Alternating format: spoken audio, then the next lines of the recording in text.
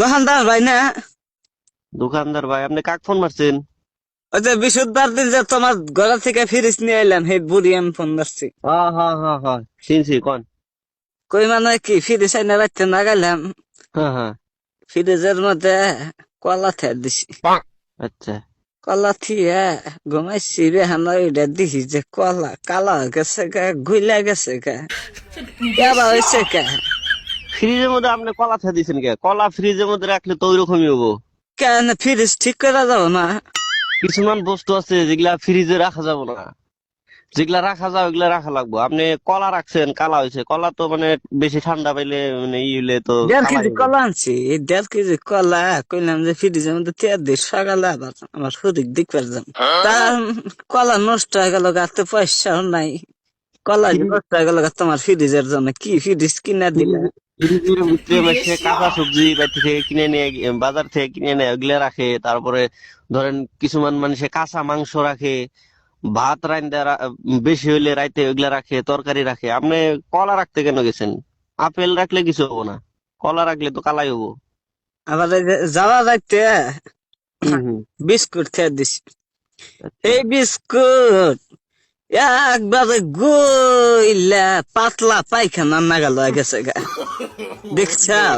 এটা বাইক আপনি করছি সকালে, বাইক এটা প্যাকেট খুলছি, ডাইরেক্ট একবার গক্কত করে গুণ নাগাল পুড়ে গেছে গা, বেকানি মাটির মধ্যে। বাড়িতে কুত্তা ছিল, কুত্তা ভাত খাই আরাম পাইলে। তাহলে ইয়া বা করলে কি ভাবো, ফ্রিজে আমাকে নষ্ট করতেছে গো পয়সা গুলা। আপনি আজব আজব কাম করেন কে? আপনি ফ্রিজের ভিতরে কেন বিস্কুট রাখবেন? বিস্কুট হইলো শুকনা জিনিস, আপনি ফ্রিজে রাখলে তো এটা ঠান্ডা হয়ে ভিজা ভিজা হয়, ওটা তো গইলাই যাবো। আপনি বিস্কুট কেন মানে ফ্রিজে রাখলেন? আপনি বিস্কুট ফ্রিজে রাখলে মানে ভাত তরকারি এগুলা বেশি হইলে, মাছ মাংস এগুলা ফ্রিজে রাখে, আপনি বিস্কুট কে রাখছেন ফ্রিজে?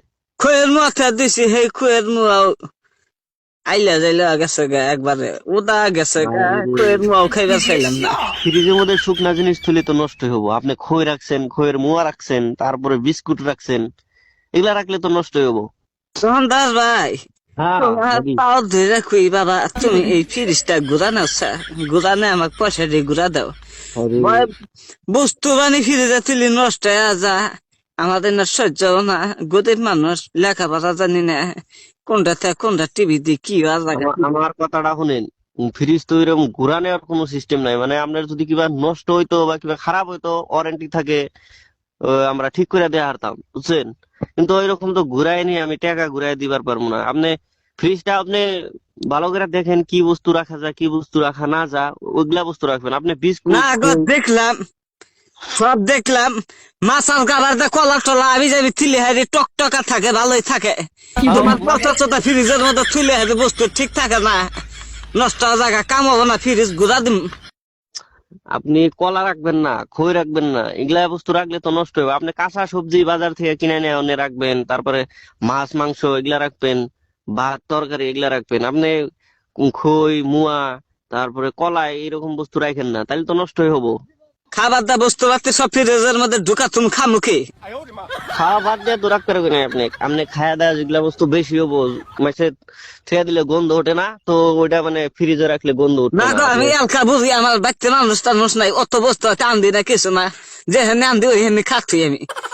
অত ভেজাল আমি সহ্য করার সামনে ফ্রিজ ঘুরা দিম, তাতে ঘুরা নিবা না নাই? না না, এরকম তো সিস্টেম নাই। আমি তাহলে আপনার কাছে আমি মাপ চাই, আমরা তো ফ্রিজ ঘুরাই নিবার পাম না।